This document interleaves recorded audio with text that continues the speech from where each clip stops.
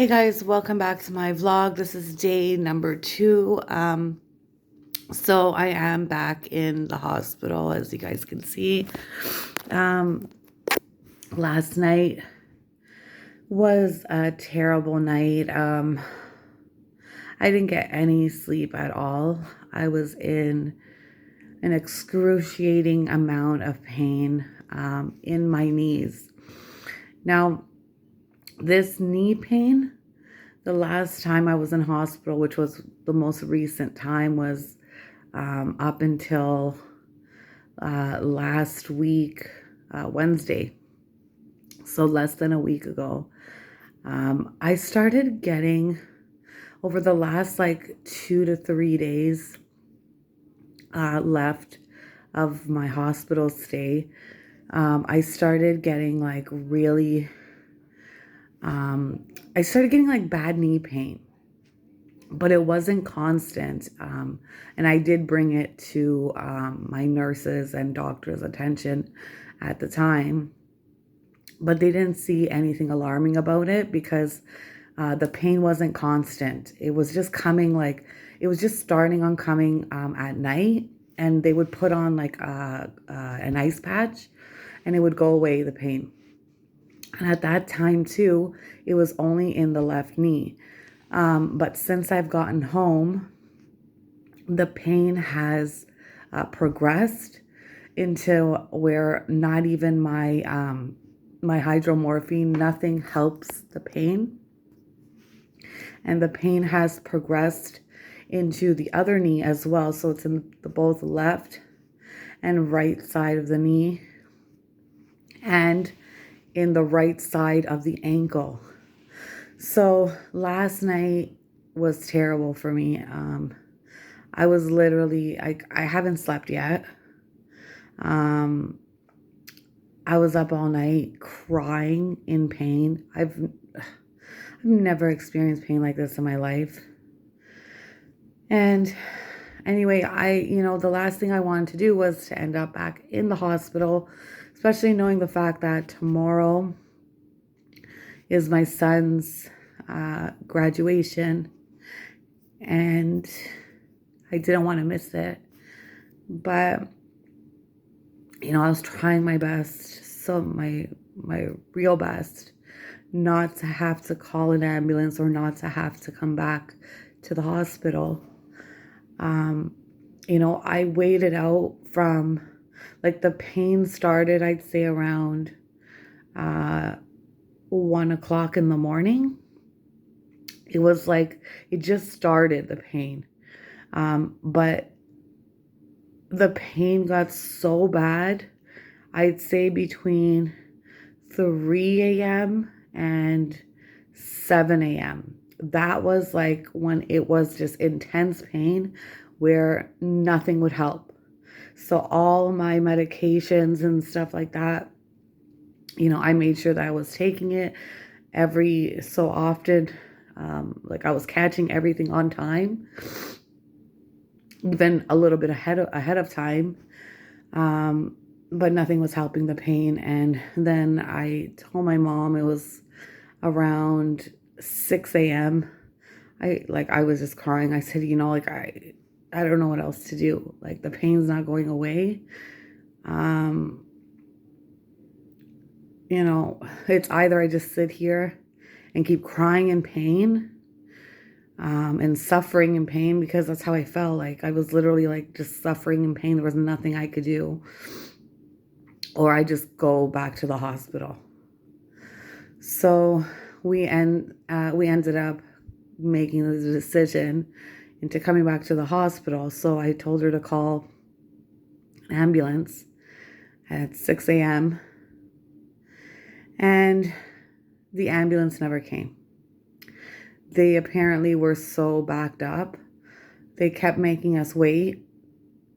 So we called the ambulance at 6 a.m. and then we waited. Then it was about close to 7 in the morning and they still haven't got there, which is very,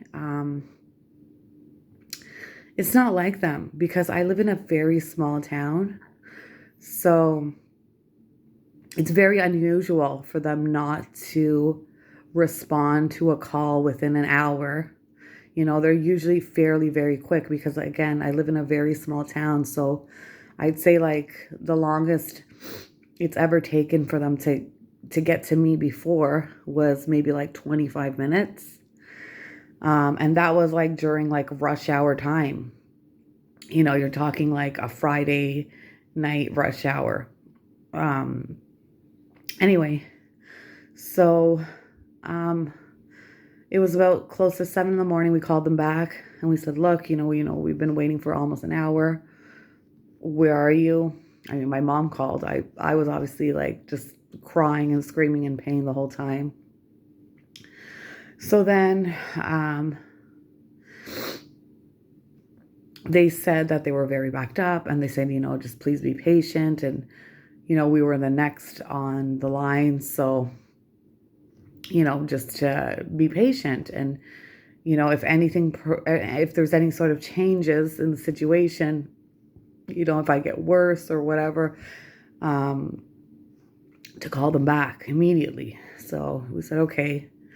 So then it was about 8 o'clock in the morning at this point. Maybe even after 8, I don't know. I was just dying. Like I literally was just dying. I felt like I'd rather be dead than be going through this pain. And it must have been just after 8 o'clock in the morning. And the ambulance still hadn't gone there. So I told my mom, I said, you know what? Call them back. Find out if they're coming right now. If they're not coming right this second, just drive me to the hospital that I was at prior to this.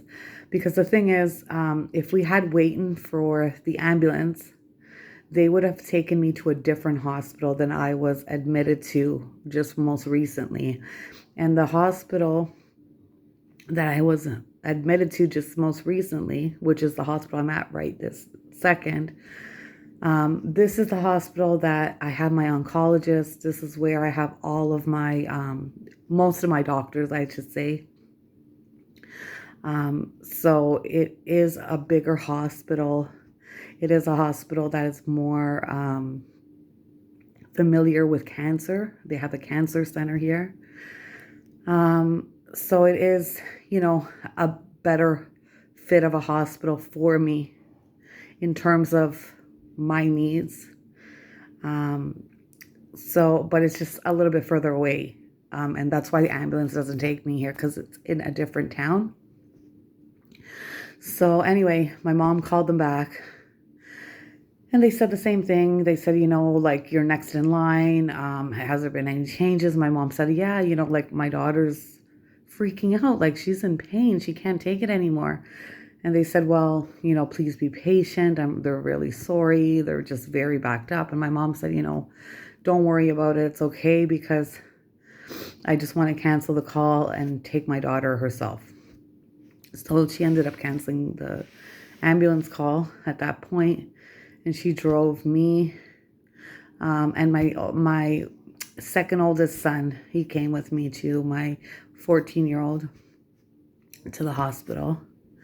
So once I got here, I was a mess. I still am a mess. I'm a lot better. I'm not in pain right now. As you can see, I'm not screaming in pain. But once I got here, things moved very quick. As soon as I got here, they brought me in right away. They started off with an x-ray. They did an x-ray of my both of my knees. And they did I don't know if they did a chest x-ray. I mean, I don't know why they would do a chest x-ray, but for some reason I'm thinking they did a chest x-ray too. Anyway, so then the doctor got the results back, and she had said that she doesn't know what the problem is. But there were two doctors. There was a woman and a man, and the woman didn't know. She said, in terms of the report that came back from um, the x-ray, she said she's not really sure. She doesn't really see anything alarming or concerning in the in the report there. And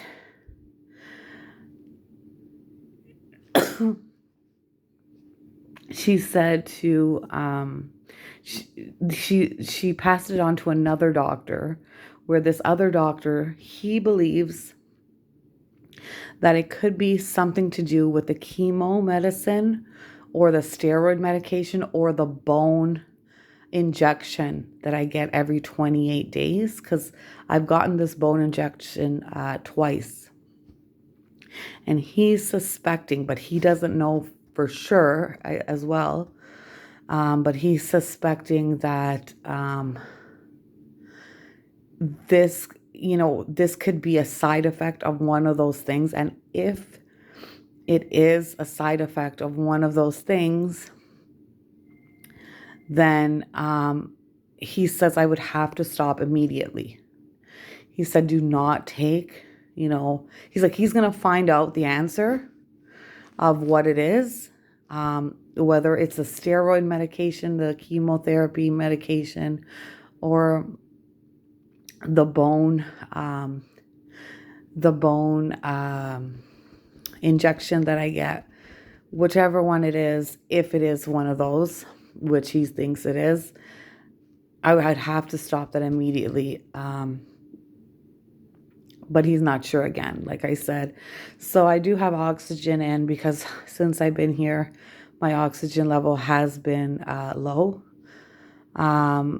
They've changed my medication since I've been here, because the doctor, like the whole night I've been taking hydromorphine, like in high dosages.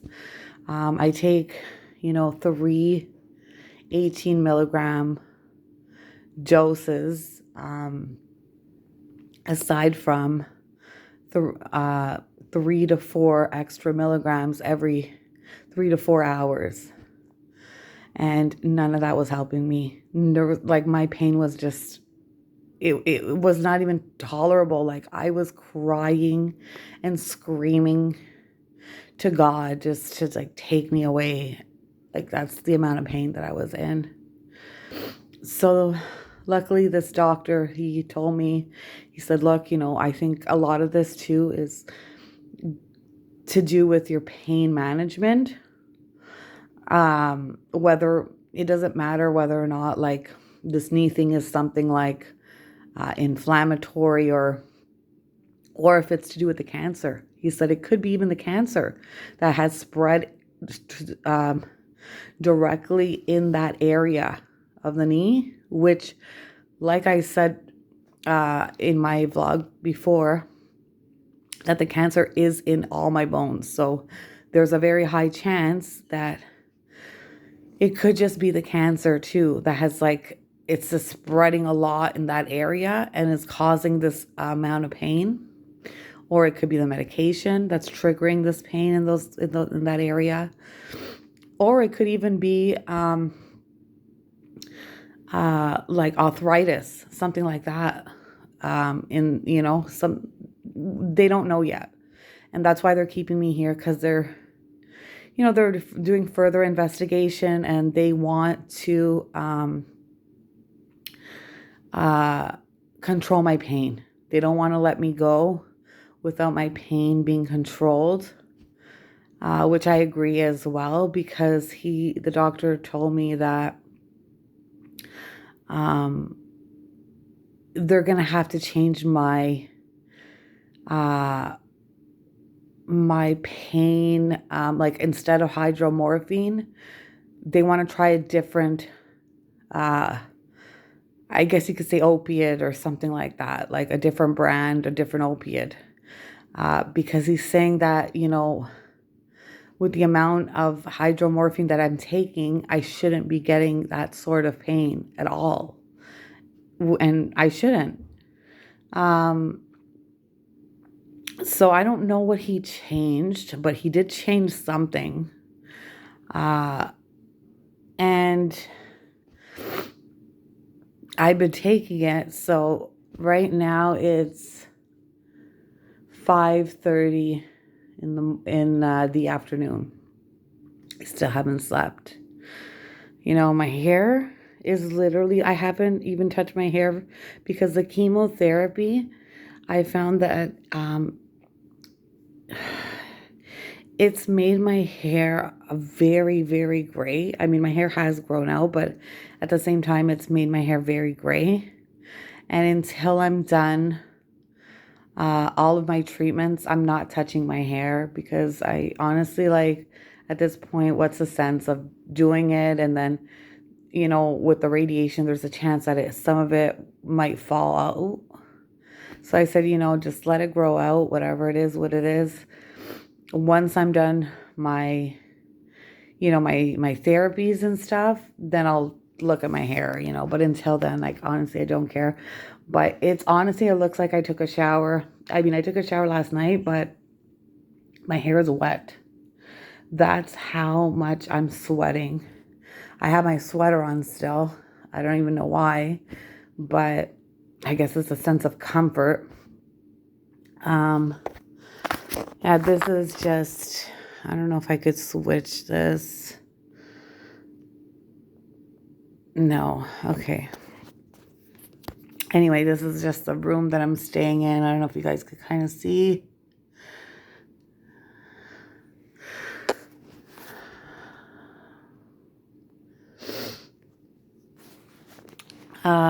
And yeah, so I'm going to be here for the next few days.